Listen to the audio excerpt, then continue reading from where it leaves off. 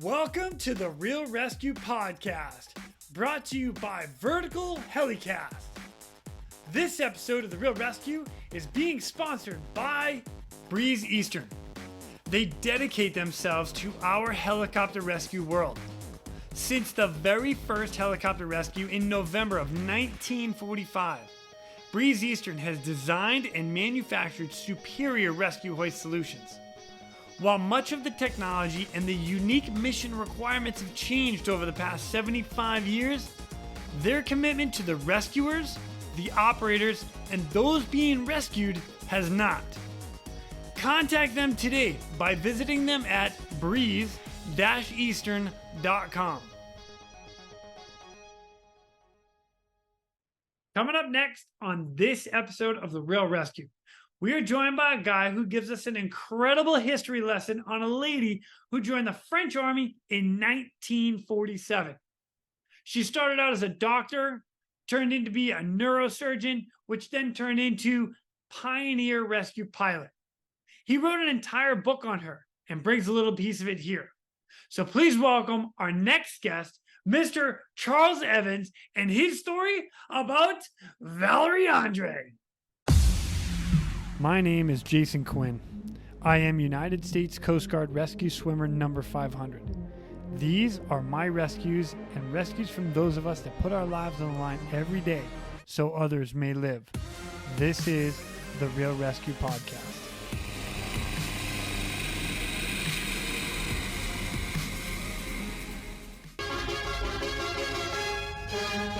Une femme et la Légion d'honneur. Un hélicoptère sanitaire Hilaire 360, Mademoiselle Valérie André, médecin-capitaine, chirurgienne, brevetée parachutiste, pilote d'hélicoptère, une sauveuse d'hommes. Un message est arrivé au poste de Dongvai. Un homme a reçu un éclat de mortier dans le ventre et doit être évacué d'urgence. Les Viets sont dans les parages et tiraillent. Impossible d'assurer l'évacuation par route. Aussitôt alertée, Valérie André a décollé de Hanoï-Galam et vole au-dessus des rizières au secours du blessé.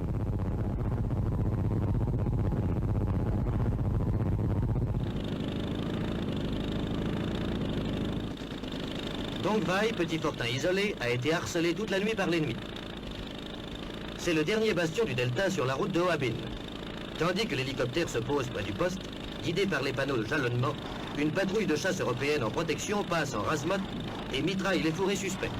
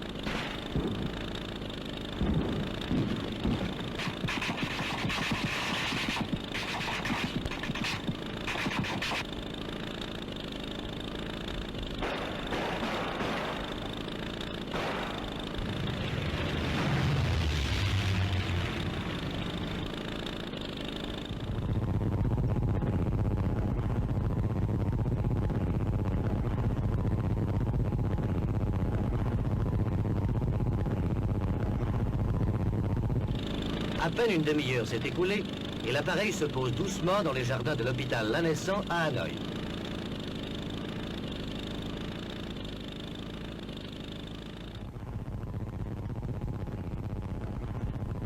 Le blessé, emmené directement à la salle d'opération, sera sauvé.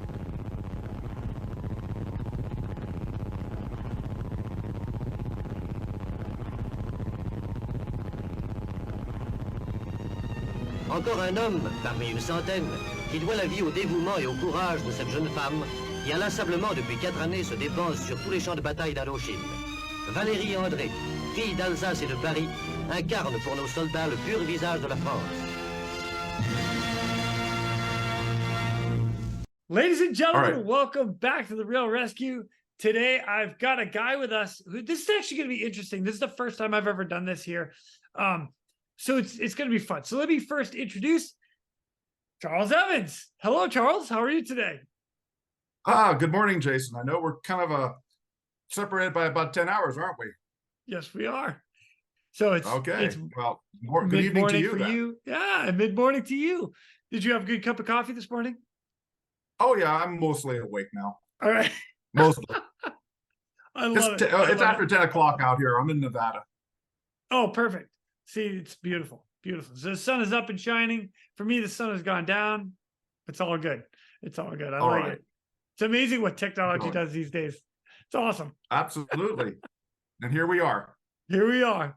Well, this is great because you came on, or you've come on to share a story of someone else. So you wrote a book, and the name of the book is, let me bring it over here real quick. It's Helicopter Heroine, Valerie André, surgeon, pioneer rescue pilot, and her courage under fire. Your book. That's awesome. Yes. Yes, this woman did it all. In an age where women weren't encouraged to do things like she did, become a doctor, a surgeon, parachute rescue, medical tech, and eventually a rescue medical pilot, a helicopter pilot. It was unheard of in her time frame. She was born in 1922. She's still with us today too. She turned 101 back in April. Oh my gosh. And you were able to do not only we get to do like a full book report on her. You did all the interview, you wrote the book, and now you get to give us a report. I'm so excited. Well, that's exactly right, Jason. I mean, I've done a book report that took me about close to 20 years to finish. So if there was any due date on this thing, I've already blown it. You know what? The due date was today. I think we're good. I think we're good. All right. I'm good with that. So, but no, this woman's. Yeah, go ahead. Go ahead. No, please go ahead.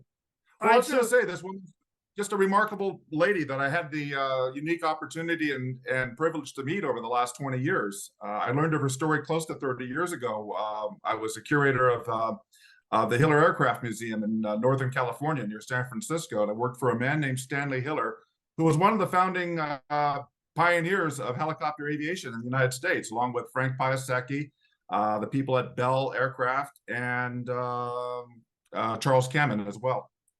Nice. Very nice. So he was one of the founding four that were successful back in the 1940s into the 50s and 60s and onward.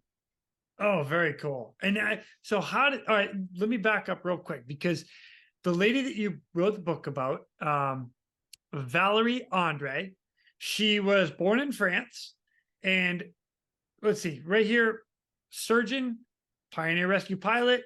She flew 128 rescue missions from 1951 to 1953, primarily in Vietnam. And you're going to get into a bunch of this. She saved in the world's most dangerous combat zones you could imagine back in the 1950s. She was always open to sniper attack, mortar attack, anytime she was making a landing to pick up a wounded soldier. And saved the lives of 168 wounded French soldiers were saved because of her. Oh yeah. Incredible. I mean, that was the amazing part of it all. Sure. I mean, did it single-handedly. Once she was certified to fly solo missions, she did these operations by herself in a very, very flimsy, fragile, primitive helicopter. If anybody out there, your audience knows what a Hiller UH-12 360 is, it has absolutely no protection. It's a three-passenger helicopter at best, but they put side litters on these helicopters to carry wounded soldiers. And oftentimes, even when they're operating the tropics, they had very, very limited payload. They barely could take a pilot and two wounded soldiers back to to a hospital for treatment for these wounded. So it was amazing that she survived this time period with being here today at 101. She's still with us, as I said, at 101. Oh my gosh. 101 years old, and it's amazing that she's with us here today. And she survived at any age, because she could have been cut down back in the 1950s very easily. Wow. Unreal. That's incredible. Incredible. So my first question is going to be for you, like, one, how did you get into writing? And then caveat with that with, what brought you to finding Valerie André? Excellent question. I've written another book. It was called The War of the Aeronauts. It was a book about how balloons were used in the American Civil War. And I wrote that about 20 years ago for the same publisher. And I thought at that time I actually had some credential to approach Valerie André. As I said, I was a curator of the Hiller Aircraft Museum back in the mid-90s. And I was going to San Francisco State at the same time. I was a student at San Francisco State. I got a job working for Stanley Hiller as his curator, and it was kind of an incredible experience for me at the time. This museum was in a really nondescript warehouse about a mile from where I lived, and there was like 45 aircraft inside this warehouse. A lot of his stuff related to Stanley Hiller, a lot of his production helicopters, its experimental stuff, and tons of photos. And the one photo that I focused in on probably the first day I was there was this woman in khaki overalls, wearing a floppy safari hat, standing in front of a Hiller. And I immediately wanted to know who she was. I was just struck by this picture. And these pictures are in my book, the ones that fascinated me over 30 years ago now. But I wanted to know who she was. And Stanley Hiller told me the story about who Valerie André was. I got the story from him first.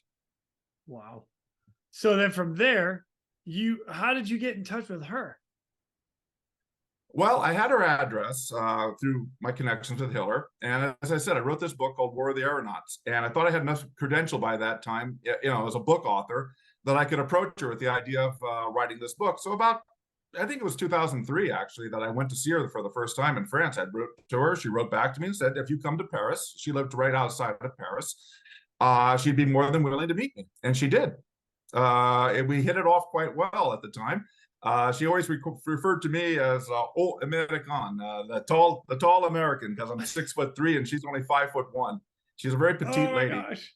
I love it. And that was her total rationale for becoming a rescue pilot, by the way. I mentioned these Hiller helicopters had such limited payload capacity that she said, and she had to overcome a lot of prejudice. Don't think that this was an easy process for her at all. There was obstacles all along the way for her at that time. And so she said to her superior officers, the ones who would finally make the decision to place her in the role of a rescue pilot, she says, I'm 5'1", and I weigh roughly 100 pounds, more or less. Because I'm so small and because I have these skills as a doctor and a surgeon, I can both stabilize these patients, these wounded soldiers, and I can potentially take more than just two back to a military hospital for treatment. So she had an entire argument, set up that she was perfect for this job. Wow, unreal. And she was always crazy about aviation. So going back to when she was 10. From what age?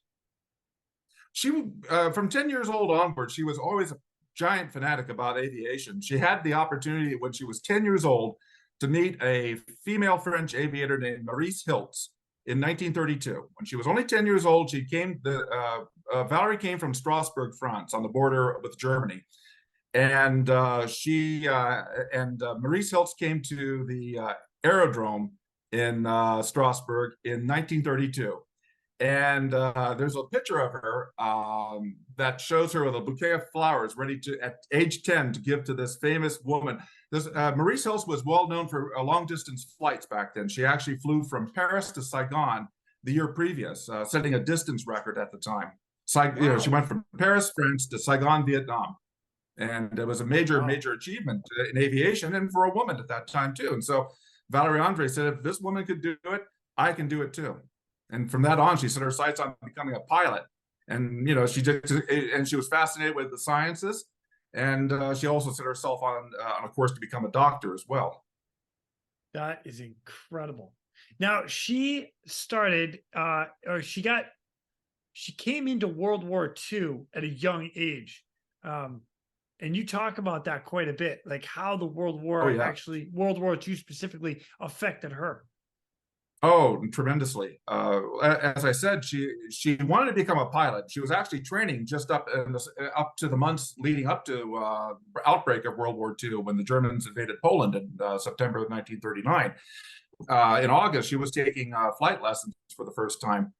and was working toward getting her pilot's license in fixed wing at the time, obviously. And she said at the time that she had to pay for her lessons. Young men at that time were being trained for civil defense. And if they wanted to become pilots, the French government, the French military would train them for free. In her case, she had to pay for her own lessons. So she did everything like tutor math students and tutor different studies and sciences and raise money that way in order to become, to pay for her lessons. But all that came to an end September 1939.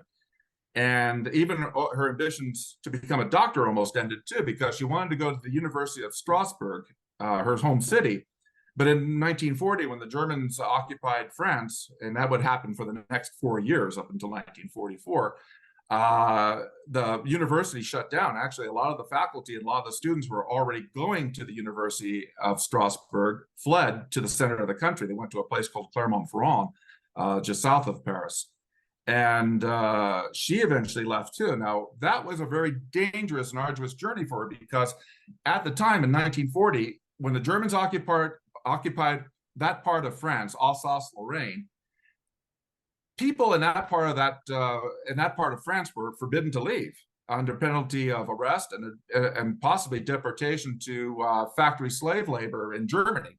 To support their war effort. It was one step just above being sent to a concentration camp, to be sent to factory labor in Germany at the time. And so she was subject to arrest and possible deportation. So she was very gutsy. Her family didn't want her to leave, particularly her father said, no way you should leave. This is dangerous. And she ignored all that. She said, I'll take on the risk. I'll assume the risk. And she did. She had a friend of hers that helped her get out. And they made it eventually to Clermont-Ferrand, and she started taking her pre-med courses there. But in 1942, there was a lot of resistance activity going on with students at the university, and the Gestapo mounted a raid one day and rounded up, several hundred people. Many of them were shipped. The Jewish students were shipped to concentration camps. A lot of the resistance people were just summarily executed, and she narrowly escaped being arrested herself that day. Wow. Oh my gosh. Just incredible. And that's all like 17 years old too. She was young. By this time, I think in 1944, I think she was roughly 21 or 22. I think she was 22 at this time. Oh my gosh. No, this is 1942. She would have been around 20. That's correct. She would have been 20 in 1942. And wow. Even her, it was such a situation that she was renting a room in a house that belonged to a newspaper editor. The newspaper editor wound up being executed because he was involved in resistance movement at the time. So she just narrowly missed being arrested or at worst executed at that time. It just was it was a massive bloodbath, unfortunately, for the university at that time. It was a massive tragedy. But she had to live underground from that point on, always worried about always in fear of being arrested. And from that point on, she went to Paris, and she completed her studies at the Sorbonne, the University of Paris. But up until the liberation of Paris in August of 1944, she just lived in always with the possibility of being arrested, and had to just live underground. Oh my God! Just incredible, an incredible time. Yeah. Yeah, and the ferocity of her to move forward and to rise above that is just incredible. Yeah. Wow. I mean, there was times I write in my book about a particular incident where she was staying in a room, and the Gestapo had come into this rooming house that she was staying at, and she could hear through the walls they were questioning a couple that was living next door to her, and they were arrested, and she was worried that that they were coming for her next. I mean, that was just the fear of living at that in that time when when France was under the occupation of Germany at that time, and it was just a harsh thing to live with day in and day out. Unreal. Dang. It was something else. Yep. No, please go ahead. No. Well, no, I was going to say, I hope I'm not. Well, I was going to say that, though, when liberation came, it was amazing because she was there in 1944 when the Free French were the first to come into Paris for the liberation. And she was at Notre Dame Saint Michel at the square there, where Charles de Gaulle gave his famous speech about liberating Paris. You know, that was the key thing for the Free French, you know, and de Gaulle to come into France and to liberate, you know, the symbol of France is Paris.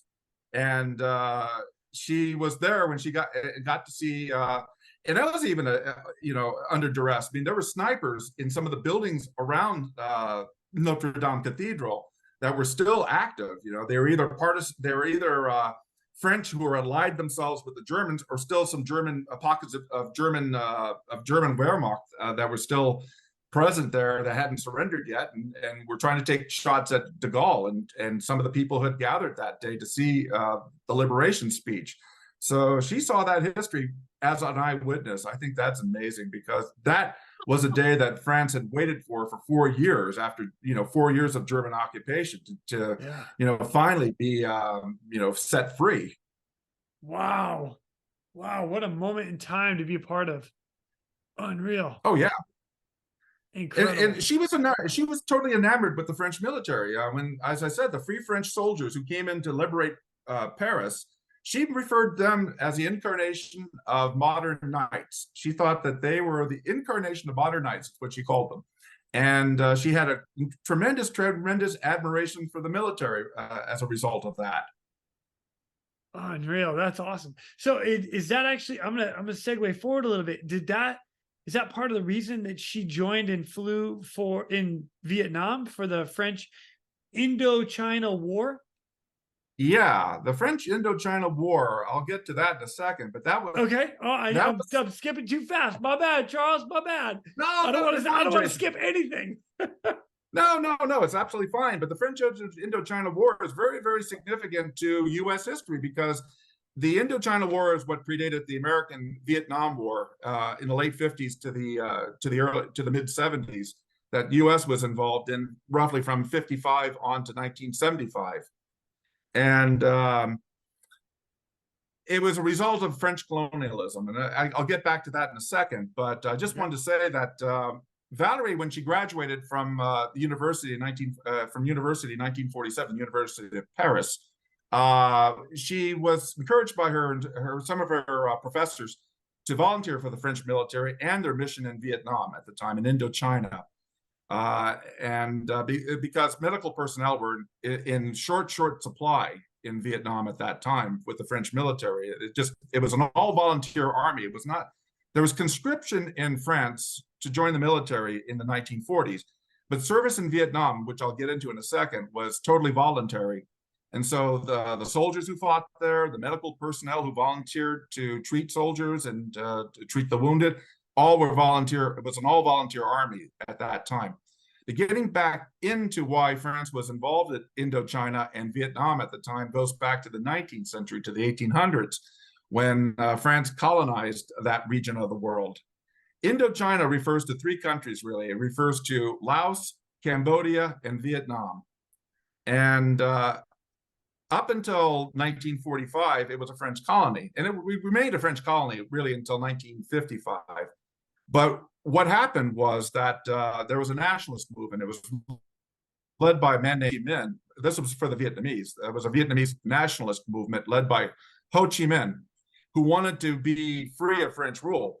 And he had a very simple reasoning, too, because he saw what happened with France in particular during World War II. It was occupied by Germany for 4 years, and in a sense became a colony of Germany during those 4 years. And Ho Chi Minh was a very astute student of history and of current events. He listened to words like that came from the American president Franklin Roosevelt, who said that the colonial system should end after World War II. He made many allusions to that during the Second World War, in speeches. I sometimes characterize Germany as one of the most rabid colonizers of the world. When it started the Second World War, it not only conquered these companies, but occupied them, took out natural resources, labor, factory work, all in support of Germany. So if you look at World War II in the sense that Germany was this massive colonizer, and it was defeated because of probably an inherent evil involved with colonial systems, then Ho Chi Minh rationalized that France was wrong to continue to colonize Vietnam after the war. But France was not ready to let Vietnam go, and it was for a very simple reason. France was broke, basically, after World War II. It was economically devastated. So they needed the income, the revenue stream that colonialism provided from raw materials, from labor, from anything manufactured in these countries in order to rebuild its own economy after World War II. So in a lot of sense, they could not let go of the colonial system at that time because they were just, like I said, economically devastated. So these two ideas came into conflict. The Ho Chi Minh and his group that became known as the Viet Minh wanted independence for Vietnam. France did not want to let Vietnam become independent at that time. So they became, and there were factions on both sides that were itching for a war every which way. And that was triggered in 1946. The war started in 46 in Haiphong Harbor when the French attacked the Viet Minh, and by some estimates killed maybe as many as 10,000 people during that. It was a massive. Wow. Well, it was even more interesting than that because after the Second World War, the Ho Chi Minh and the Viet Minh were in control of Vietnam for a short period of time. You have to go back a little bit further. When France fell in 1940, Japan came in and filled the vacuum in Vietnam. It occupied Vietnam as its own colony, and the French had to get it back after World War II, after the Japanese were conquered, after the Japanese surrendered. So the French was trying to reestablish its control over Vietnam. Ho Chi Minh was trying to establish, and to assert independence in Vietnam. So those two ideas came into conflict by 1946, and the war was on, and it was brutal. There were many casualties on both sides. That's why Valerie André was really encouraged to go to Vietnam to volunteer in the French Health Services Corps. It was called Service de Santé, or Service de Santé, and she was commissioned as a captain in the French Army as part of the Medical Corps. Wow. Was she flying at that time as well? Like I know she was. No, she just got okay. No, she didn't have a fixed wing license. She had taken lessons actually during her medical studies in France as a glider pilot. So she had some experience by that time flying, but nothing with motors yet, nothing, just gliders. And the helicopter was still a little bit off into the future. But she did two things when she got to Vietnam. She was assigned to a military hospital in Saigon at first. And because of all the wounded soldiers coming in, especially with head trauma cases, she was trained in the technique of neurosurgery on the spot by a master surgeon who said that, we need neurosurgeons. You're going to become a neurosurgeon. That's what he told her. And he supervised her at first, and afterwards set her loose. And oftentimes she would perform about over 100 surgeries per month. That was the number of casualties that were coming into that hospital in Saigon at the time. Wow. But as I said, she was always fascinated with aviation. And so there was a service within the French military health service corps that was for a mobile unit to be airdropped by parachute into remote outposts. Now this, you have to kind of imagine this war at the time didn't have fronts. You didn't have these borders separated with an enemy on one side and an enemy on the other side. The French had to be scattered all over the country in these remote outposts that sometimes had from 30, maybe on up to 200 men, just in charge of a, excuse me, a concrete pillbox sometimes with a perimeter often under attack all the time by Viet Minh snipers and mortar shells. I mean, they would come in at night, inflict as much damage as possible and retreat in the morning in daylight, and come back and repeat the same thing night after night. So oftentimes at this point, if the wounded had to be transported, sometimes it could be transported over land by jeep or by ambulance, or sometimes it could be brought to an airstrip where a fixed wing aircraft would come in. But Valerie André was doing something a little bit more unique. She was being airdropped with medical supplies to come into some of these areas and to treat the soldiers on the spot. And she not only just treated soldiers, she treated wounded civilians or civilians who had ailments too. One time she was dropped in Laos in 1949, I think. And she was airdropped in, and the people who saw her being dropped in, they were kind of a ethnic minority called the Mao people in Laos. They saw her airdropped in, and they referred to her as the woman who came from the sky. They were just in awe of this woman who floated in by parachute. And she not only treated French soldiers at this outpost in a place called Mong Nyat, she also traded the native Laotians, the Mao people. She even performed dental extractions for these people when they needed to have their teeth pulled. Oh my And gosh. so it's just incredible. And when she I think that was really where the beginning of her legend started. That was where her legend started in Laos, because she just had this incredible tenacity. I think that's the thing that the one word, if you want to sum it up with Valerie André, as I say, she's still with us today at 101 and a half. She just celebrated her 101st birthday on April 21st this year. I had a chance to go be there with her on her birthday this past April. She just is an incredibly tenacious woman. That's, I think, the one word that sums her up best. Is just tenacious. That's awesome. Started out as a doctor, coming in, turned into a neurosurgeon, then parachute qualified to jump out of planes and parachute into these small little areas where all the other French soldiers are to treat them, to then on to helicopter rescue. Are you kidding me? All in in the 19 in an incredibly tiny package. She's only 5'2" at best, 100 pounds. She's an incredibly she's just this petite powerhouse. What? Oh my gosh. Unreal. Absolutely. Okay, so well, you keep going. I'm enthralled. No, if you have questions, go ahead. Ask me anything. I don't. I'm excited. Okay. So flash forward a couple years later, 1950. And one of the first helicopters comes to Vietnam as a demonstration rig.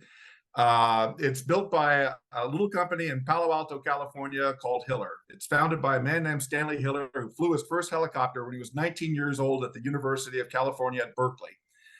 But he was tenacious too. He had and he persevered, and eventually he started building his first prototype in 1944, and went into production with his first aircraft in 1948.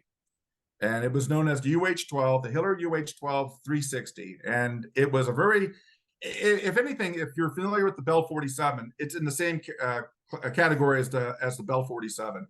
In fact, I think there's a little bit of cross-germination between the two aircraft, because Arthur Young, who was the developer of the Bell 47, came to visit Hiller during the design process that led to the UH-12 360. And I think there is quite a bit of advice that came from Arthur Young, because if you look at the rotor control system on the Hiller, it's very similar to the rotor control system on the Bell 47. In fact, if you have radio control helicopters, they always refer to that as the Bell Hiller mixing system. The Bell had a bell bar for controlling rotor tilt. The Hiller had kind of short aileron paddles that they called rotormatic to control the main rotor tilt. So there's quite a bit of similarity, and I think that has a lot to do with Arthur Young paying a visit to the Hiller people around 1947. But anyway, I'm getting off the topic a little bit. This helicopter came to Vietnam, to Saigon in 1950, and it was put through a demonstration as this possible device that could be used for medical rescue. Prior to this, the French were using fixed wing aircraft to rescue soldiers. They would fly into an airstrip. A soldier would probably be driven out by jeep or by ambulance to meet this aircraft, and they'd be stuffed in the back of an aircraft, sometimes as small as a single-seater Saulnier, Morin, Cricket was one of the common aircraft that they used. Sometimes they used bigger aircraft like surplus DC-3s, C-47s that were sometimes brought in too.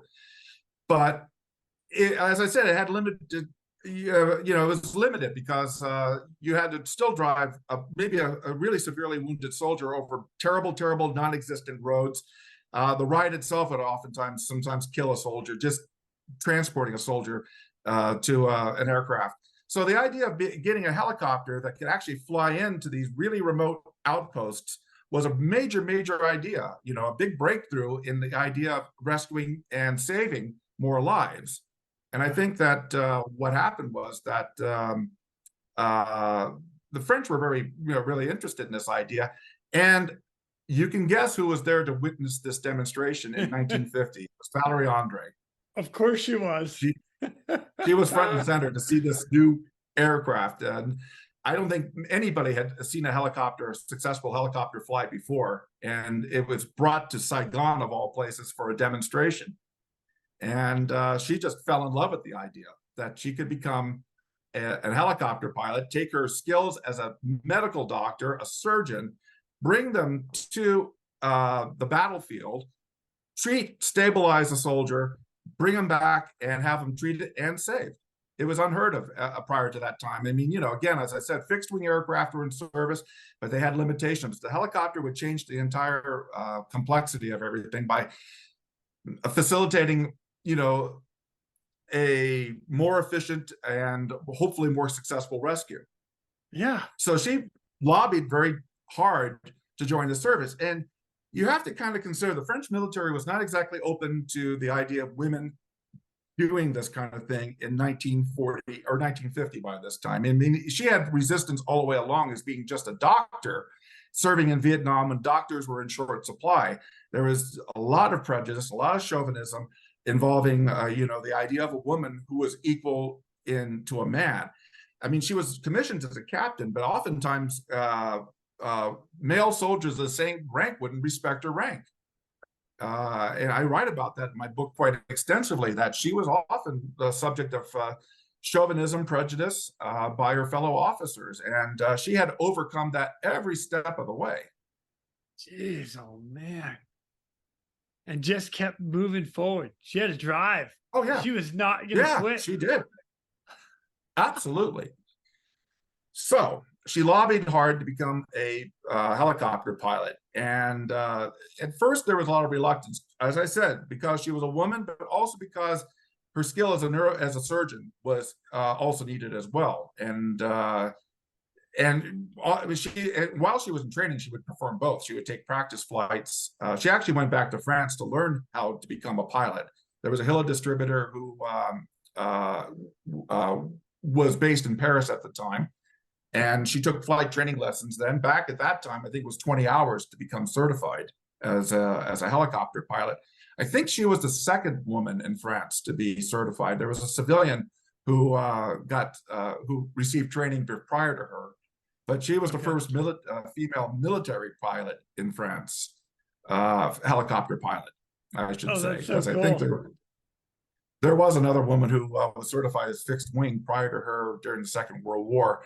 But she was the first female military helicopter pilot for France. And so she came back, and she was lucky because the first man to be certified as a military rescue pilot for helicopters was Alexis Saint-Denis. And Alexis Saint-Denis was a very pragmatic man. He was from Corsica, and he had served in the French Air Force since 1939. But he became a convert immediately to the idea of the helicopter, because prior to that, he was one of these fixed wing pilots that were rescuing soldiers prior to the helicopter being put into service. But Alexei Saint-Denis was really crucial for her to become a pilot, because it was up to him whether he would accept her or reject her. And he met her, actually met her briefly in Paris while she was undergoing her training. And he was impressed by her. He could see that she had ability. She had this drive for perfection. She wouldn't accept anything less for herself. And he was not, immediately sold, because he said, you have to go through your training. And she did for several months before she was actually allowed to go on solo missions. First couple of missions, she went with Alexei Saint-Denis to perform some rescue missions, and everything was improvised all along the way. I think from my research also that I found that the French initiated their rescue service with helicopters in Vietnam several months before the Americans even initiated theirs in Korea. Those were the concurrent wars at the time. The French were involved in Vietnam. The Americans were involved in Korea. And the Americans became really well known for helicopter rescue as well in Korea during that conflict. But the French were doing this several months before the Americans got their first Bell 47s. And so everything was improvised all along the way. These helicopters writing the rules were as you very go. temperamental. Beautiful. Pardon? You're writing the rules as you go. Like, they did. You know what? Let's not do that next time. Oh no, they learned about even things like pilot rescue. When a pilot was downed, in one occasion, there was a French Air Force pilot that developed air engine trouble. He was flying a Grumman Bearcat, and what happened was he had to ditch his airplane and bail out. And he was behind enemy lines. He was in the Mekong Delta area, but they knew approximately where his aircraft went down. He was, his other squadron members actually, saw him come down. They knew where he was, but he had to survive for a day or so, just in the marshlands and the swamps in the Mekong Delta. So a helicopter was eventually brought in to bring him out of there, and it was the first time a helicopter rescue of a downed pilot had occurred with the French Air Force, and so afterwards they had to try to perfect ideas of how to even do that. And Valerie André actually volunteered for some of that. They were doing things with cable winches, that would attach to a parachute harness, and they dangled her from a helicopter to see if they could rescue other pilots that would be in a similar situation as the one that had just rescued. And so she volunteered to be dangled from a helicopter to practice pilot rescue. Oh my gosh. That's just how gutsy she is. And she was at the time. Jeez. Oh, wow. Wow. I know. Incredible. It is incredible. So eventually she was turned loose. She performed solo rescue missions. Okay. And every single one of them was different. Every time you went into one of these situations, sometimes she would be accompanied by fighter airplanes, they were fixed wing Grummans that would come in, and sometimes they would come into these remote outposts, and you have to kind of imagine they had a perimeter around them, and then they would have snipers, Viet Minh snipers, Vietnam mortar shells would come in. And so they would send fighter pilots in first to sometimes strafe the area, and if need be, they even dropped napalm. So they would spread the enemy Viet Minh away from the outpost, so the helicopter could come in for a landing. The helicopter would come in for very excruciatingly slow landing, always exposed to any kind of enemy fire. Yeah. And so she would come in. Sometimes they would have no more than usually 5 minutes to see how a patient was, stabilize them, load them onto a litter, and then take off back to one of the main military hospitals, either in Saigon or in Hanoi. Wow. She was actually stationed in both parts of the country, both North and South Vietnam. Now, one of the things about this helicopter in particular that I found fascinating was it's a very tiny helicopter. I mean, like one of the first ones that they had. So they literally created a cocoon, like rescue pod on either side of the outside of the helicopter. So she would get out, Yes. she'd get the victim, put him in the wounded soldier in this capsule, button him up, and then say, okay, and then take off. And they're literally riding on the outside of the air in this capsule all the way back to wherever they're Yes. going before they ever get to see medical attention again. No, Oh that's my absolutely gosh. true. And she's the one Oh, that's and going to that- land, get out, and make sure you're okay. Oh, I got to give you a little more fluid. Oh, I got to do this. Oh my gosh. Oh, yeah, yeah. Well, it even got hairier than that. There was a couple instances. One instance in particular I write about. That's at the very beginning of my book. I write about this instance where she's taking back a soldier who's suffered a head trauma. He's been shot in the head, and she wanted to make sure that he was totally sedated before she loaded him onto one of these litters on the side of the helicopter. And she was and this medic on the scene said, "Yeah, sure, he's been sedated. Don't worry about it." Well, it turned out that when he was strapped into this helicopter, he revived partway back to this hospital in Hanoi and started to panic. And the way they loaded these guys into these helicopters, the upper part of the body would be located not too far from the foot controls for the tail rotor, the yaw controls. And so he woke up.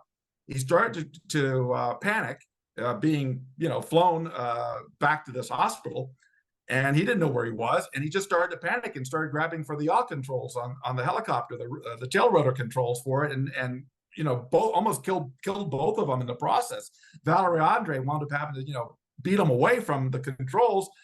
Fortunately, he wound up falling back into a coma, which saved them both ultimately. But that was just something that could happen, and she it almost wound up killing her right then and there. Oh my gosh. She had a couple other close calls like that too. Like I know you write about a couple of them, but yeah. Let's take one more. Just one more. Well, sometimes these helicopters would have mechanical breakdowns in flight. She had one where the tail rotor transmission just froze up on her. I guess it stripped out.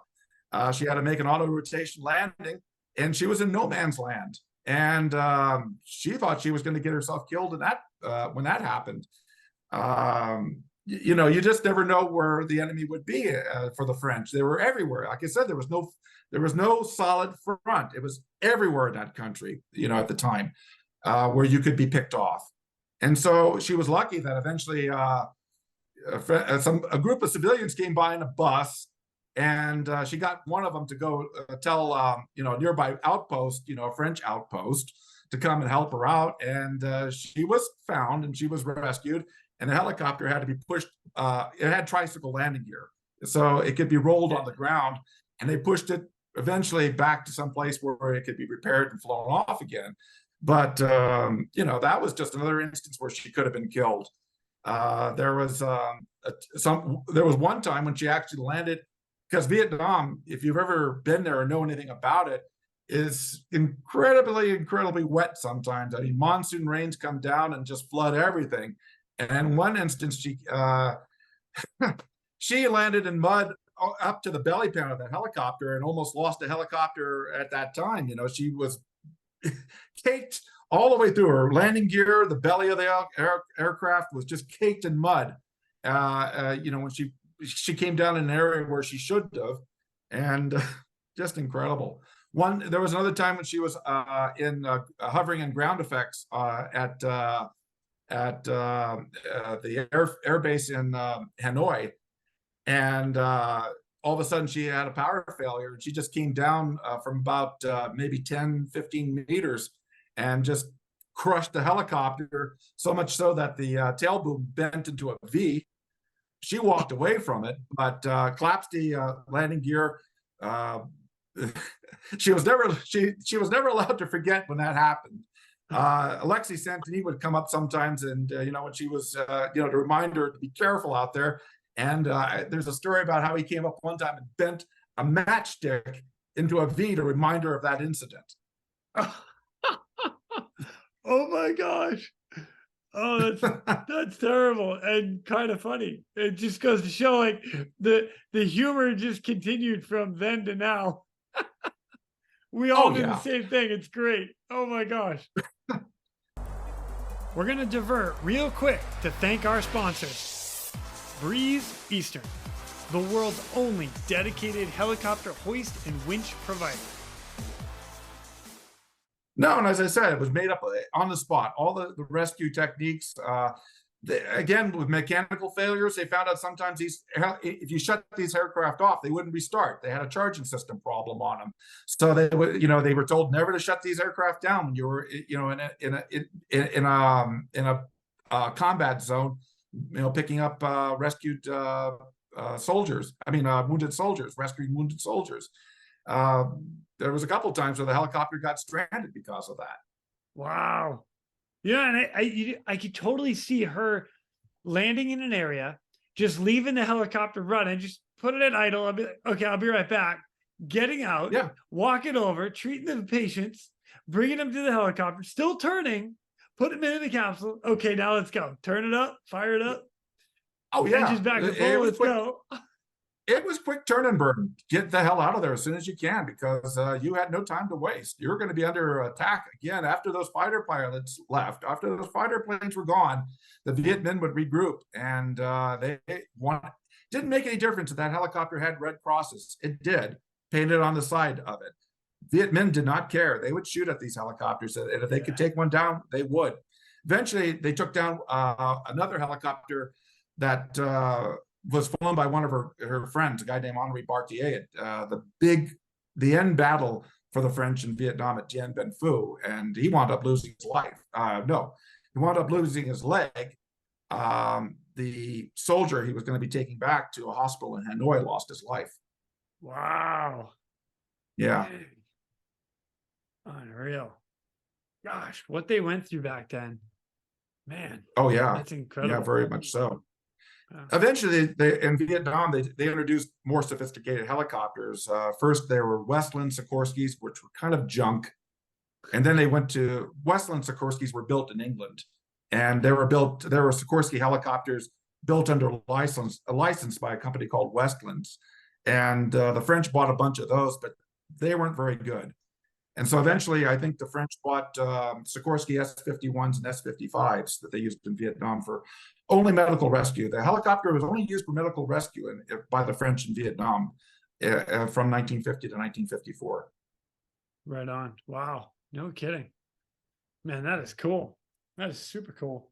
And Valerie André, if we hadn't already mentioned it, she flew 129 missions in Vietnam, and she rescued 168 men. Yeah. That's just mind-blowing to me. That is awesome. Oh yeah. Good for her. Incredible. Not scared. Incredible. Not scared to go in. Yeah. Yeah. Oh no, never. No. She was fearless. Absolutely fearless. And that doesn't even include everybody that she may have saved their life on the surgery table when they came back from another area. Wow. No, she still performed. She was still a working surgeon too. So that's what I mean. But we're just talking. We're Yeah. talking 168 guys that she saved maybe out of the field. Then there's everybody else on the operating table that she saved there too. Oh, Wow. it was incredible. Every time she went to a hospital where some of these wounded men were, they were just in complete awe of her. They referred to her as an angel. She was called an angel on the battlefield by a lot of men. She kind of looked at it that she thought it was a great thing that a woman could do this at the time, because even more so than a man, a woman had more of a comforting appearance, to a wounded soldier in a combat zone. She said that maybe they would think of their mother or their wife or, girlfriend, anybody, they thought that they were being taken care of by somebody who really cared for them, and it was important for them to see a woman, that's how she felt. And a lot of the men who benefited from her rescues thought the same thing. Absolutely, that she was just this kind of this battlefield angel, if you will. Oh, I love that. That is awesome. Man.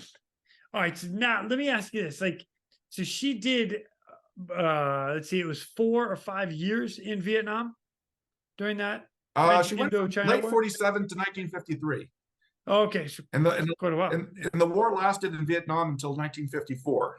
That was, as I said, the last big battle was this kind of set piece, if you that was just west of Hanoi in the northern part of Vietnam, in a place called Dien Bien Phu. It was this giant land air base that the French built to bring the Viet Minh in for what they wanted to have as a big battle. Instead of all these little battles, these skirmishes that would take place at these remote air bases or these remote outposts throughout the country, they wanted to have a final all-out war with the Viet Minh in 1954. It ended disastrously for the French. They were badly defeated at this. They built an land base in the middle of a valley where they didn't think the Vietnamese would be able to bring in heavy artillery. They were absolutely wrong. The Vietnamese brought in big cannons. By this time, they were getting some supplies from China because they were allied to the communists in China by this time. Wow. So it was a disaster for the French, and they had to give up in 1954. Got it.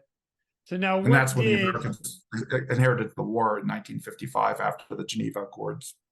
Ah, okay. All right. And so now for Valerie, around 1955, what did she do after that? Okay. So getting back to Valerie André and what she did after she left Vietnam in 1953, she really wanted to go back and join her comrades back in Vietnam, but her superior officers didn't really want her to do that. There was a lot of movement at that time that to keep her off the battlefield, because there was this prejudice that still dogged her, and there was a thing that I write about in my book that said that she was sometimes detrimental to the prestige of men. You know, and that was a thing that was brought up about her at that time. But she didn't want to stay idle for long, so she was able to get a position as a medical officer with a facility for testing advanced aircraft in France at the time. At the time, the French were really keen on trying to break the sound barrier. And so some of their early jet aircraft were geared toward that. And they were being tested at a place in France, Brittany. And so she became the medical officer at this test facility there. And she got to see a lot of different things that happened in that time period. Especially became one thing that was noteworthy for her is that she became really good friends with a test pilot named Jacqueline Aurial, who was the first woman in France to break the sound barrier. I think that was in 1955. Nice. Very cool.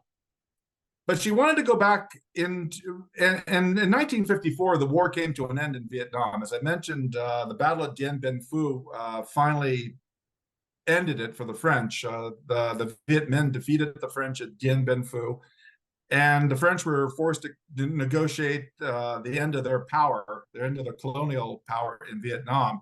And so the country should have been united. There was supposed to be a referendum in 1955 that was to vote on who was to determine the future for Vietnam. But because of the United States being kind of involved with the war against communism, Ho Chi Minh and his group were not seen favorably.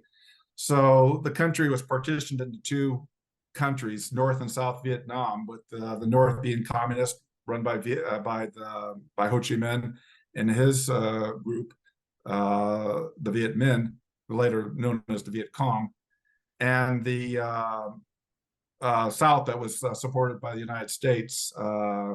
So that was the beginning of the conflict that led into the American Vietnam War. But the French were out of it for all intents and purposes by 1955. But they had other wars that they had to worry about. And one was in Algeria, North Africa. And same thing started happening as soon as the war in Vietnam wound down. There was a nationalist movement in Algeria to end colonial rule in Algeria by 1955.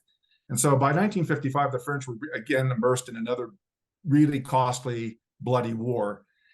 And Valerie André wanted to, resume work as in a combat zone. I mean, I think she just had a taste for it. She kind of, I write about this also in my book. There is a sort of an addiction, an adrenaline rush to this kind of service. I think she really wanted to serve. That was part of it, but I think it did sustain her to quite a bit to be involved with this. I think that was something that she really sought out. She's not a fan of war. Believe me, that's one thing she says right off the bat, that she does not believe war is a great solution to anything. But I think she has a deep desire to serve, really did, in her time period. So Algeria was just another way for her to serve back in that time period. And she went there in 1955. She took a leave to basically take a vacation in Algeria and join up as an observer with the helicopter squadron there. Now, in Algeria, the helicopter was not just limited to a medical role. It was used as troop transport, and also and helicopters were used as gunships as well.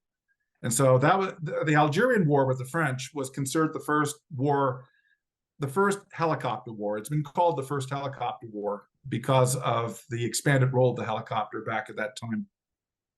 No kidding. Dang. Wow. Right. So she obviously getting upgraded, being able to fly multiple different airframes. And then, by this time, you're right. You're talking like traveling, bringing troops. And I know the U.S. at that time, they were bringing in bigger helicopters into the Vietnam War, like right off. So your Hueys, Hueys for sure. Those were coming into play. UH-1s by 1965. Yeah. 66. So maybe that might have been a little bit early still for Valley. But even still, if you're talking about bringing troops in, it's bigger helicopters for sure. It was the big Sikorskis at this time that she transitioned to. She also flew Sud Alouette, the Alouette 2. Oh yeah, that was the French built the first turbine helicopter with the French Sud Alouette 2. The Alouette 2 was their first turbine helicopter.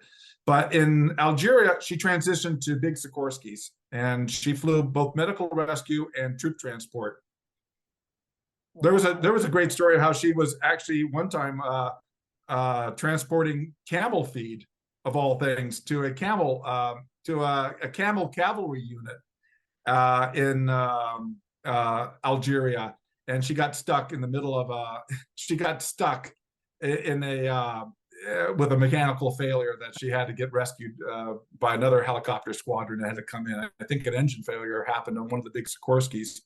But she served both as a medical officer at a major air base near Algiers, and she also served as a pilot transporting troops and rescuing people. She got to see the first gunships that were introduced. She never flew on a gunship or never piloted a gunship, but she saw the first gunships that the French used. They had one called the Mammoth, I think, and another one they called the Pirate. That became the basis for all big gunships that came after that. They mounted all sorts of artillery on these aircraft, as I said, the role of the helicopter was greatly expanded in Algeria at that time. Dang. And she also was there to promote through all this too, right? She became France's first female colonel in 1965. That was a major achievement when she was promoted to the rank of colonel in 1965. After Algeria wound down in 1962, France had eventually cut loose Algeria as a colony of France and let Algeria have self-determination, which was the right thing to do. De Gaulle handled that much better than the French president at the time in 1954-55 handled the Vietnamese Indochina War. The Algerian War would have been really costly and bloody for the French, and de Gaulle cut his losses and just said, let's continue with economic ties to Algeria, but no more French interference with their government and self-determination. It was a right idea that, even though it was highly, highly controversial, de Gaulle was nearly assassinated by his own military back in the early 1960s because of his, his reversal and on how he was going to handle Algeria. But that's getting into French history. Let's get into Valerie André's history. Yeah. She came back to France after that, and was assigned to air bases as again a medical officer. But she continued to she did another. This time she became aware that there was quite a bit of inequity between the sexes in the French medical service corps, the Service de Santé. She there was predominantly male, even in going into the 1960s, even though there were lots and lots of really well-qualified female candidates for medical positions in the French military medical corps. So she started to say that was unfair. It's not just, she thought that it should be the best qualified person, male or female, that should be allowed into the service. And she started to try to change that very fundamentally by first going through the French legislature. She had an ally there to help bring in, to write legislation that helped bring in more women, qualified women, who would, exceed some of the entrance exam scores of their male counterparts to the Corps. And that became a kind of it was a crusade for her during the 1960s and into the 70s. Wow. And then eventually she was a thorn in the side to a lot of the powers that be in the French military, but she never considered herself a feminist. That was very, very, very apparent, in what she says about herself. She's not a feminist. She was just in favor of equal rights for equal ability. That was, I think, the main message you could get from her attempts to bring more women into the medical corps for the French military. And now today, when you look at the numbers today in the medical corps, it's roughly 50-50, 50% women, 50% men in the Service de Santé in France. And that's really a big bit of that goes to Valérie André's efforts in the 60s and 1970s. That's fantastic. I'm all about it. If you can do the job, if the minimums weren't good enough, they wouldn't be the minimum. Past the minimum, Correct. If you can do the job, I don't care your gender, I don't care your age, I don't care your ethnicity. If you can do the job, come on, come with me. That's it. That's all there is to it. If you can do the job, you should be able to do it. If there's a demand for that job and there's a need for that job, all the better. And that's what I think she believed in. I mean, I know she believed in that. It wasn't a feminist thing. It wasn't anything. It was just fair treatment. You're all human beings, race, color, gender, all human beings. It all comes down to what you're able to do and how you're able to contribute to that ultimate success. And that's what I think she believed in. I know that's for a fact that she believed in that.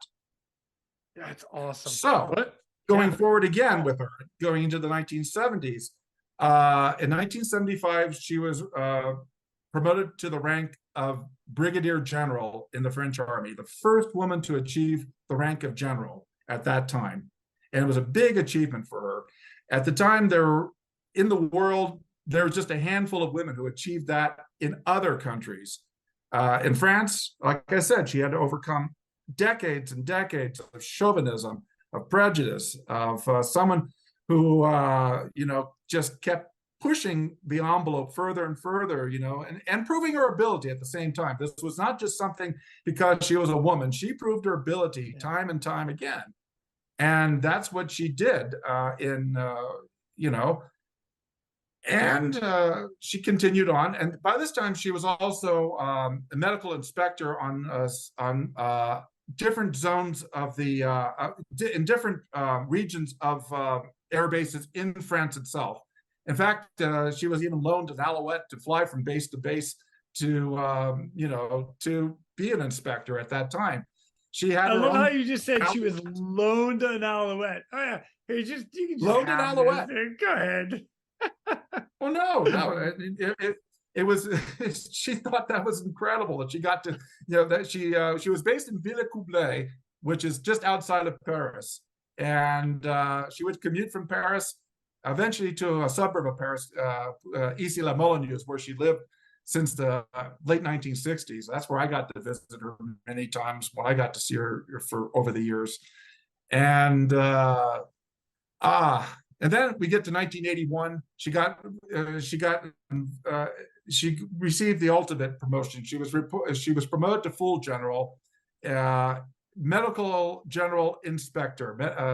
That was her full title, MGI.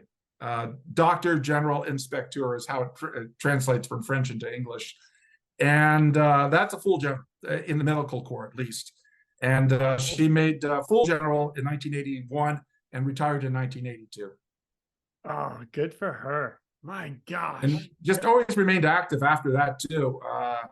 She married Alexis Santini, too. I mentioned him earlier on. I was actually going to ask that. So we went. Yes. Let me ask that question because I'm really curious. She's had an incredible military career from really age 17, you said, until like 1980. What'd you say? 82? 82 is when she retired. Oh, amazing.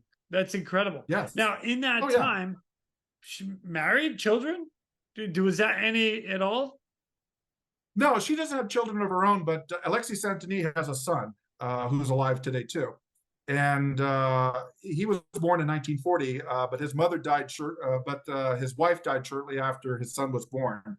So his son was raised in Corsica by Santini's relatives. His mother and father, I think, raised Santini's son while Santini served in the French Air Force. And then not just in France during World War II, but also during Vietnam. But Valerie never had children of her own. But she regarded Alexis Santini's son. Alexis Santini and Valerie André got married in 1963. Wow. Alexis Santini retired, I think, in 1960. I think he retired in 1963 from the French. He was a little bit older than Valerie at the time. And they eventually lived in Issy-les-Moulineaux. It's a suburb of Paris. And he died, I think, in 1997. Okay, nice. Well, I'm glad that worked out for her as well. I mean, you got all this combat time in both the Vietnam conflict with France and then down in Algeria, right? Yeah. Oh, yeah. Both of them served in Indochina and Algeria. Santini served in Algeria as well. Wow.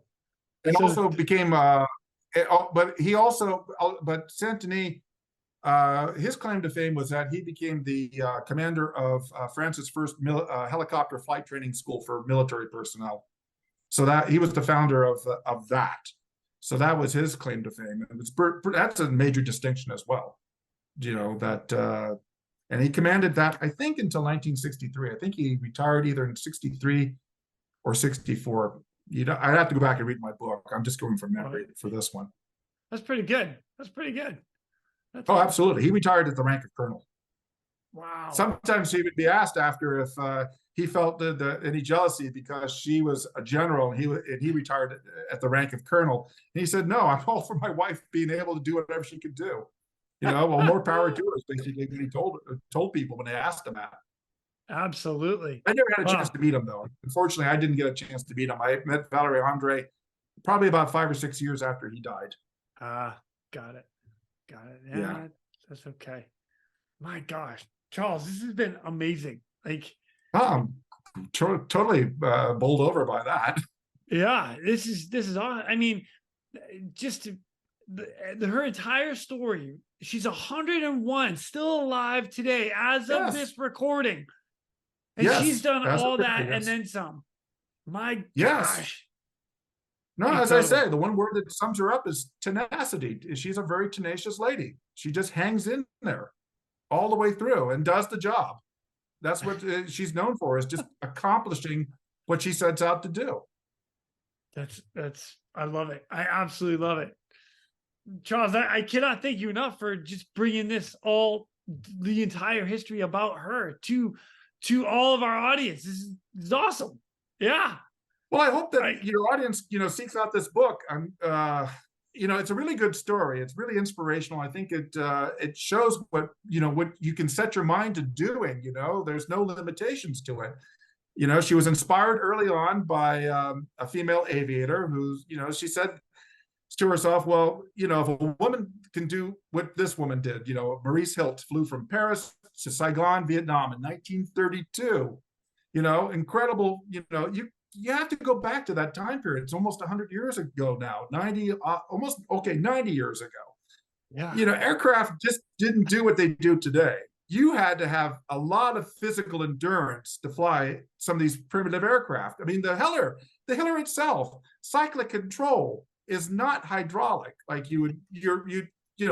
aircraft are today. It was above your head. The cyclic control was a stick that came off a swash plate controlling, the rotor tilt, and you had to have your hand basically above your head throughout the entire flight, controlling that thing manually, using your own strength to pull the rotor, in whatever direction you want it to fly. There's no hydraulic controls in early Hillers at all. I don't think any of the Hillers had hydraulic controls at all. Not the UH-12 at least. And Oh so, my gosh. you had to be a different kind of person back in the early days of helicopter. In the early days of helicopters, you just had to be physically really in there to keep up with that, that bulky machine. I lived with those aircraft for 5 years. I was curator of the Hiller Museum for 5 years. I would look at them up close and wonder how anybody flew those things back in the time period. It just blew me away. That's awesome. That's so cool. And I heard so all cool. the stories too. One of these days I got to get out. I would love to see that museum and walk through, and then If you come out this way, let me know. We'll go. okay. There. I'll Oh, meet I'd you love out there to. sometime. That'd be so Yeah. cool. Yeah, no, I'm pretty good. I think I still remember most of it.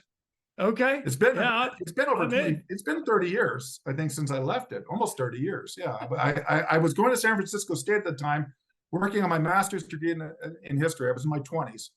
And I found out about this, of all things, from a friend of mine, a mechanic who used to restore Morris miners. You probably don't even know what a Morris miner is, but I don't. it's an equivalent of a Volkswagen built in England during the 1950s and 60s.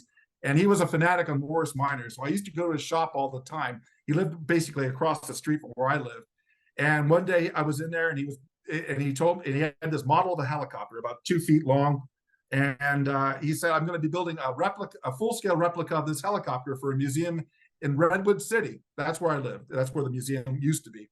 And I said, there's no museums in Redwood City. And he says, oh no, there's this one built by it belongs to a guy named Stanley Hiller. He has dozens of helicopters and fixed wing stuff. And he gave me the address where it was, in Redwood City. And I, walked by it. And the only thing that tipped me off that there might be something inside there, it was just a nondescript warehouse. You couldn't tell anything was going on there. They could have been just, cutting dope in there. It could have been a meth lab for all I knew back then. Well, maybe not in the 1990s, but anyway, you go there and there was a window. One window had a kind of a genesis of all helicopters going back to the 1940s up into the 1990s, I guess. It was a poster of just, various helicopters built by different manufacturers around the world. That was the only tip off that there might be something inside there. It was just in a window. There was no name on the outside, said Hiller Aircraft Museum, nothing. So I wrote to Hiller. That's basically what I did. I was thinking about volunteering, and getting class credit from San Francisco State to volunteer at the Maritime Museum in San Francisco, which is a great museum too. But, I was in San Francisco, I lived in Redwood City, and they wouldn't pay me, Yeah. So, I thought it'd be nice to get a job, doing volunteer work is great, and getting class credit would have been fine. But I kind of thought maybe I'd get a job out of this. And so I did. I wrote to Hiller, and I apparently impressed him enough that he with my letter, that he asked me to come up to his office, and I did. I got to meet him for the first time, and he needed a curator. He needed somebody basically to show the museum to people whenever, it was only open by appointment, no regular hours ever. Well, I worked there at least. And so that's what I did for 5 years while I worked. It didn't take me 5 years to finish my master's degree, but a couple years working on my master's degree, and then after a couple years after that, I worked for him for about 5 or 6 years until I moved to Reno, Nevada. After that, Well, if I get out so there, I'm calling you. Yeah, for sure. yeah, for sure. I definitely I want you to keep in contact. That'd be Okay. great. Oh, it'd be so much Okay, fun. Yeah, heck yeah. absolutely. Great. Just let me So, know. I can. I'll work it. I'll make it work. all right. All right. I like If you the ever idea. want to go to France, hey, if you ever want to go to France, let me know that too, because I know the Okay. museum. All right. Twist my arm. Twist my arm. Okay. Okay. I'm coming. Well, you're not too far from it. You're closer than I think you're Saudi Arabia. You're closer to France right now than I am. Yes, I am. And it's a direct flight. So there you go.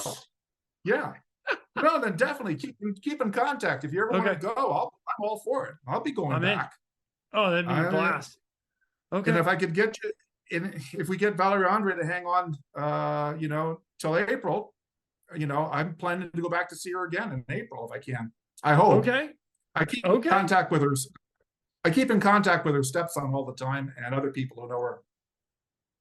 So she's, at 101 and a half, she's doing all right, but she sleeps a lot during the day, and she's had a long life and a very hard one sometimes too. So she's getting her rest now, and I'm glad for that too. I just hope she's happy. That's the only thing I hope for. Oh, She has a lot of absolutely. friends who come to see her, and they support Good. her, and they watch out for her too.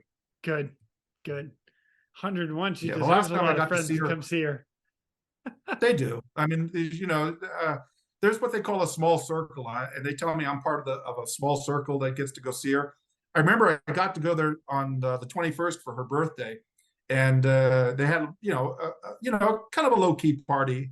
She's staying at a rest home. She's in a retirement home, not too far from where she used to live in her own apartment. But during COVID, she started to get more fragile, and they got worried about her, and they put her in a very nice retirement home. She has her own room, private room, sitting room and a bedroom. So, it's kind of a fancy setup that they have for her because they really regard her as something special. And so I got to go there on the 21st for her 101st birthday. I also did a book presentation at the city hall that night because her nephew is the mayor of Issy-les-Moulineaux. He's been the mayor for the last 40 years, I think. He's a hardcore politician. He's also been part of the French Assembly. Just suffice to say, he's a big shot. Okay.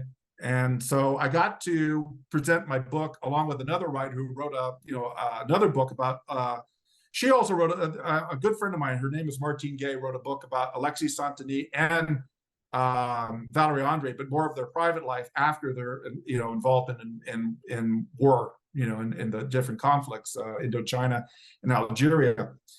But I went back a couple weeks later because I was in France for 3 weeks, and I went back a couple weeks later, and I went to the retirement home, and they let me, visit Valerie André. We just sat and watched television for 3 hours.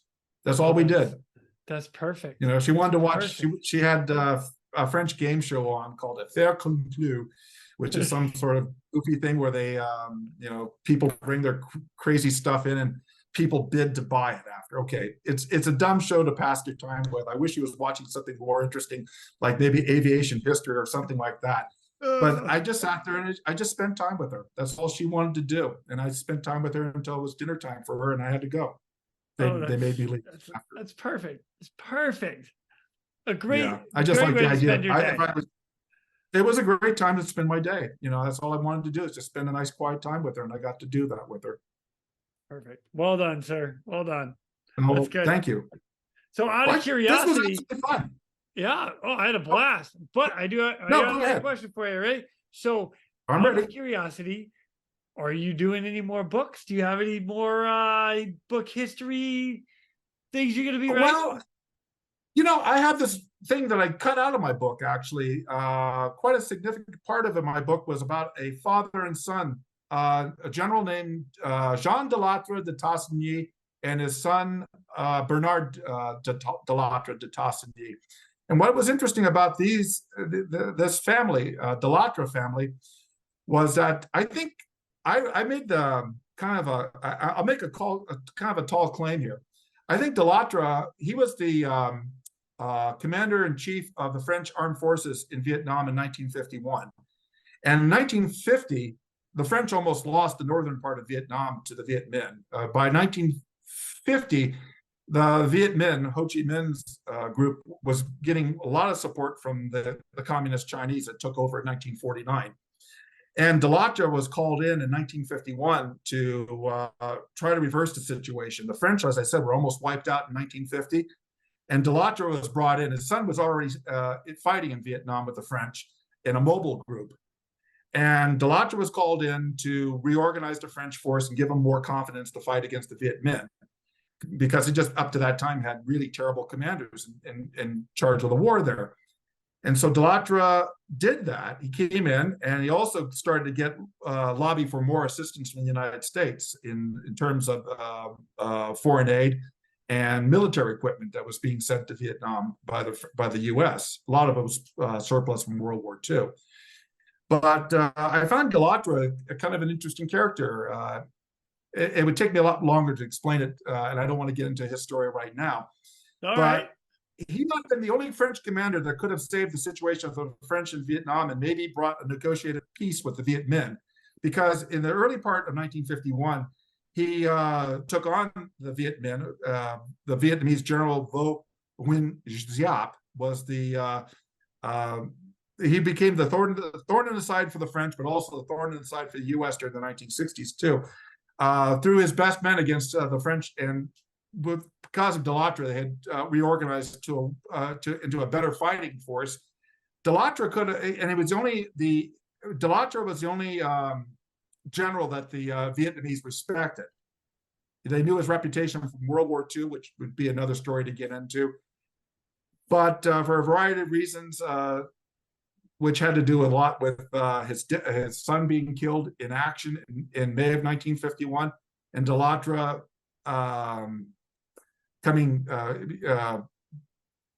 Delattre became having cancer in the latter part of that year and dying in early 1952. They lost probably their best opportunity to maybe have a negotiated peace with Vietnam. I think that might be just like a fairy tale, kind of thing, an alternative reality, if you will, where the French could have, said that we'll pull out of Vietnam and let the Vietnamese run Vietnam, but still have economic ties to Vietnam. Vietnam was really important for things like rubber plantations and rubber production. So Michelin Tire from France, definitely had an economic interest in Vietnam, you could say. Yep. But, and like I said, this general, Delattre, was probably the only French general that they ever had in Vietnam during that time period that could have maybe brought an end to the war. And if they had done that, it might have changed history altogether. You might not have ever had the involvement of the United States in Vietnam like happened in the 1960s. It might have averted that tragedy altogether, saving, countless lives. I mean, I think the estimate of how many Vietnamese casualties during the American War was well over 2 million people. The Americans lost 58,000 lives in Vietnam, and, hundreds of thousands wounded during that time period. And if Delattre had been able to show the French had some teeth and was able to stand up against the Vietnamese, they might have been able to negotiate a peace. Not a perfect peace, but France would have pulled out of the politics of Vietnam, but may have, continued economic interest, supporting things like the rubber plantations, as I mentioned. Yeah. And it might have ended things a little bit differently if he had lived, but he didn't. His son was killed in combat, and he died 6 months after that from cancer. Wow. So, don't know how history would have played out differently, possibly. It's just one of those things you think about. Think about the alternate reality. I like it. Alternate reality is what it is. A lot of people do that with history these days. They think, what if? What if? Yeah. Well, Charles, I really can't thank you enough for coming on. And if you wanted my opinion, which I know my opinion doesn't really matter, but I give you an A+ on the book. So well done. Good book report. All right. Love it. Thank you. This has been such a treat for me. I love the history side of stuff. I get to hear so much from right now, and guys and girls that have done the job recently, and it's literally their story. But to get somebody like you that's come on to do all the research. Well, her story starts in 1922. So from 1922 on. Yeah, to now. Or 1921. That's when she was born, 1920. And all the way to now, and everything in between and everything she's done. You've done an incredible job with all that. And I'm excited to get your book. Maybe I can get a signed copy. Just throwing that out there. Maybe I can arrange that for you. Oh, just let me know where to man. send it. I'll send you a copy. Woo-hoo! I'll send you a copy, sure. Why not? Well, thanks. No, you're a I great love guy. I'm enjoying this 100%. Yeah, thank you. I really do thank you for coming on. This is, I love the fact that we can keep her memory alive, and with everything that she's done from all this time, really writing the way that we do helicopter operations and rescue today. It's beautiful. I love it. Well, yeah, she's the pioneer. Her and Alexis Santini are both the pioneers of this for France, at least. And you're going way back to the beginnings of where you're concentrating on helicopter rescue. This is where it starts. And, there's a lot to be learned from these pioneers because, as we talked about, they made it up as they went along. Freaking amazing. It's absolutely amazing. Well, thank you for all the research you put into this and really just dropping some knowledge on us today. This has been amazing. So thank you. You're more than welcome, for sure. You and I will be in touch. And if we can make France happen, if I can get out to the museum, I will absolutely do that.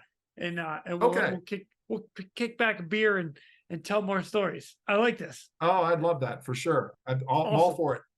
Right on. Well, thank you again. And with that, ladies and gentlemen, we are out of here. Go. Now it's time for me to pull chocks and take off. But before I go, I'm always looking for the memorable rescues that people have done. If you have one that you're willing to share or know somebody who has a story, please feel free to reach out to me. I'd love to highlight it here at the Real ResQ. For everybody that is standing by for that SAR alarm, remember, those in distress are praying for a miracle. They are going to get you. So until next time, fly safe and swim hard. Thank you for joining me today here at the Real ResQ Podcast, powered by Vertical Helicast. We'd also like to say thank you to our sponsors for this episode, Breeze Eastern. They dedicate themselves to our helicopter rescue world. Since the very first helicopter rescue in November of 1945, Breeze Eastern has designed and manufactured superior rescue hoist solutions. While much of the technology and the unique mission requirements have changed over the past 75 years, their commitment to the rescuers, the operators, and those being rescued has not.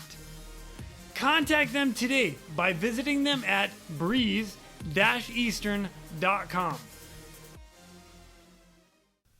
Hey, rule number 7. Don't offer food, it will be taken. I gotta give some credit to my man Lenny Cunningham for this one. He would say it all the time, and he was a big reason this rule got put into play. Anytime we were working together, if I cooked up some lunch or dinner and he walked in the door, I'd be like, hey bro, you hungry? You want some food? The first thing he would do is look at me and be like, bro, rule number 7. So thanks, Lenny, for this one. But it goes so much further than just Lenny. I specifically remember landing at airports and you walk in and the receptionist would be like, hey, we've got fresh cookies made. Help yourself. Yes, please. Or when you're on deployment and you land at another somewhat crazy airport and they've got boatload of candy bars all over the place. Help yourself. Okay, let me fill my helmet bag. Anytime I went offshore and landed on an oil rig and they were like, hey, you guys want some boxed lunches or some snacks? Absolutely. Load it up. And how about this one? From time to time, you drop into the hospital, cruise into the break room, and what do they have? A spread of food. What do they say? Oh, you guys hungry? Help yourself. Yeah, load the plate up. Let's do it. Full meal. Love it. And that is why we have rule number 7.